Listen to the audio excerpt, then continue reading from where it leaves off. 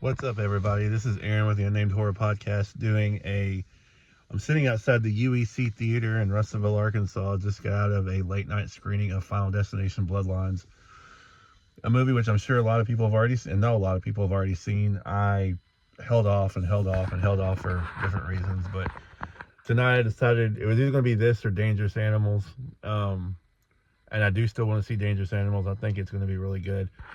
But this was really good. This was so much fun. And for the first time in a long time, I got, like, not scared, but I had a couple moments maybe jump a little bit.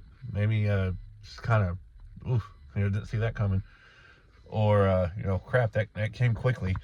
Deaths that you kind of know are going to happen, but when they happened, I was just kind of taken aback by it.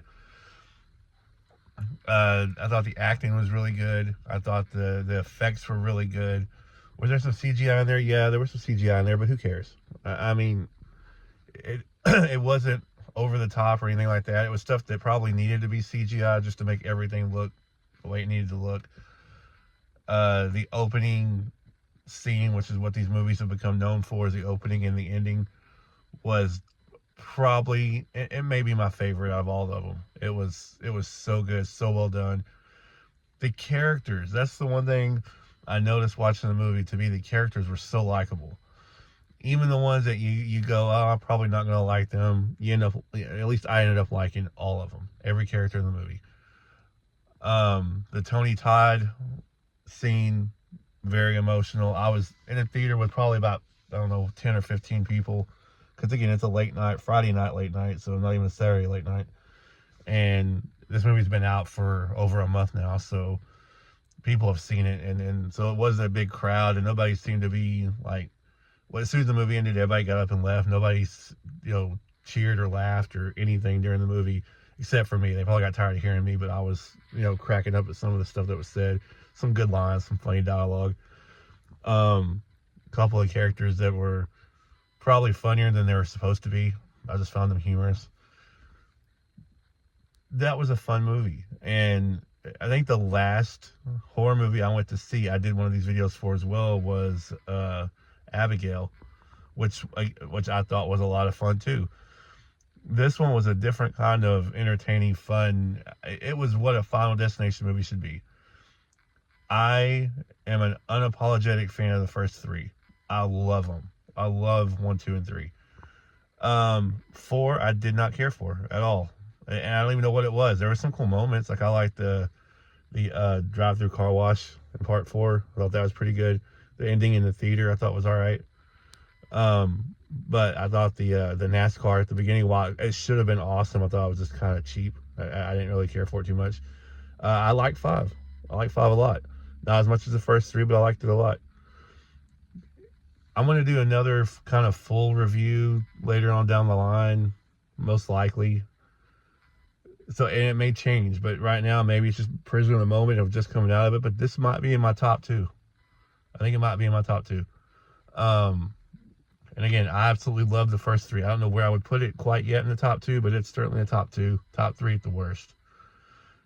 It's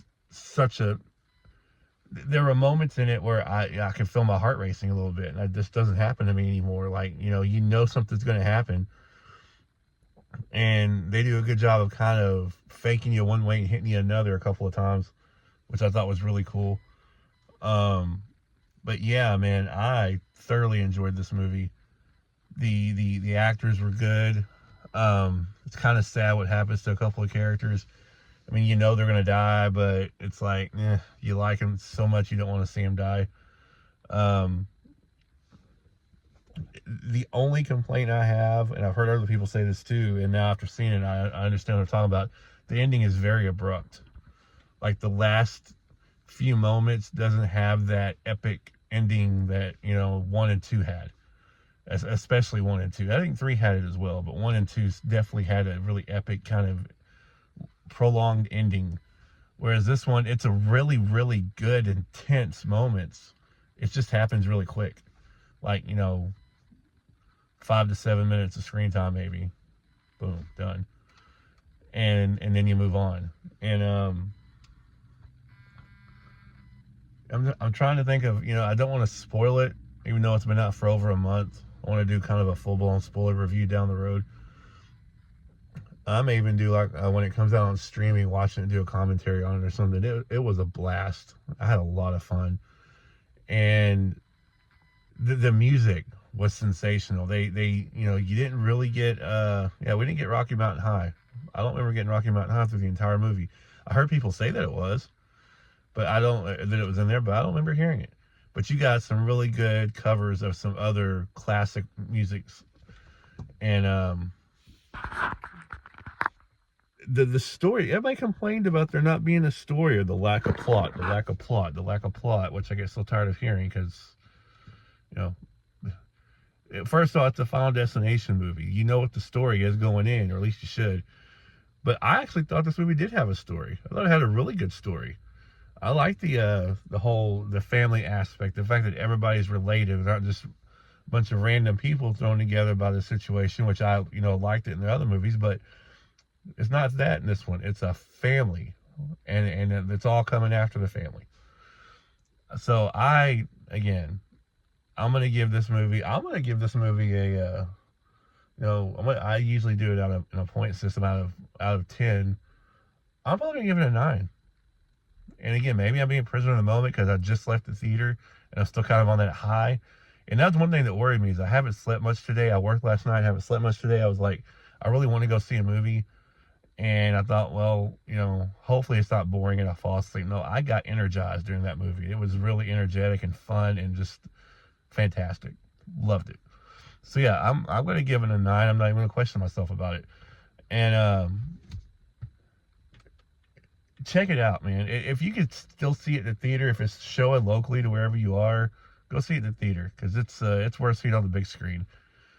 Especially, like I said, the opening, and then there's some kills. There's some great kills in this movie, man. Some kills that came out of nowhere, and were just completely original. Loved them. And in fact, of the kills, I can't think of a kill that I didn't like that I thought was just, that's kind of lame. I thought all the kills were pretty good. Some of them were quicker than others. Some of them were more prolonged and torturous, and some of them were really quick. But I thought they were all really good. Really well done. Congratulations, New Line. You knocked it out of the park. We waited a long time for this one because it's been talked about since like before COVID, and it was greenlit before COVID, but it's finally out and worth the wait. Great movie, a lot of fun. Final Destination Bloodlines. I give it a 9 out of 10. Thank you for watching. This is Aaron with the Unnamed Horror Podcast. When I see dangerous animals, I'll do a video of that as well. But until then, thank you guys for watching. Have a great day.